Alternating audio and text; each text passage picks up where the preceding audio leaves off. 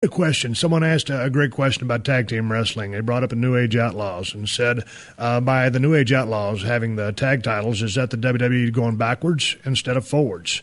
I'll tell you my response after I get your opinion. And you brought up, why don't cats like the Usos have those belts or the Real Americans? To that you say what? I just saw the New Age Outlaws as a short-term thing. I mean, if they're champions for 6 months, then I'm dead wrong. But I just thought that it was just something to, do something to keep the Rhodes brothers fresh and to set up the Rhodes brothers for where whatever they're going. Yes, they could have done the same thing with the Real Americans in that situation. Maybe they just felt there's a little bit more star power for the short run with these guys. Just a little bit. That I don't mind nostalgia runs.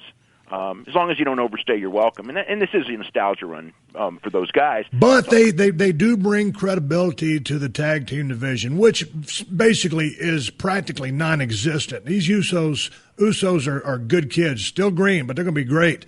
Real Americans, Antonio Cesaro, and, God dang, what's his name? Swagger. Jack Swagger. I keep forgetting that guy's name. Jack Swagger. Jack's got to put his game together pretty quick here. Antonio's a hell of a hand. I don't like the gimmick. But nonetheless, in the tag team division, I think the New Age Outlaws can still have a great match with anybody. Established veterans. They can carry the belts. They can at least get them over. Make them mean something. And I don't think it's to answer my own question, I don't think it's a step back. I think it's an investment in the future by having on these cats so that they can pass the belts to someone down the road and actually make the damn things mean something.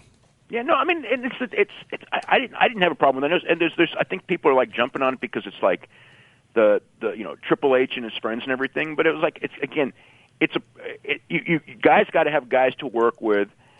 You can bring guys back, and it's not like I don't buy for a second they're building the tag team division around these guys. I think that it's a transition. I don't think they're building the tag team division. Period. Well, that's true. You're right. But I mean, they went through a period where they were putting a lot of teams together, but again, at the same time, do any of them main event, and were any of them really given steam of main eventers? And the answer was no. They just went through, how they go through phases, and phases were like, let's get a lot, because they went through this period for a long period of time where there would be two tag teams that were regularly together, and they would face each other all the time. So then they expanded it, and there's 6 or 8 or whatever the number is, but they're still all,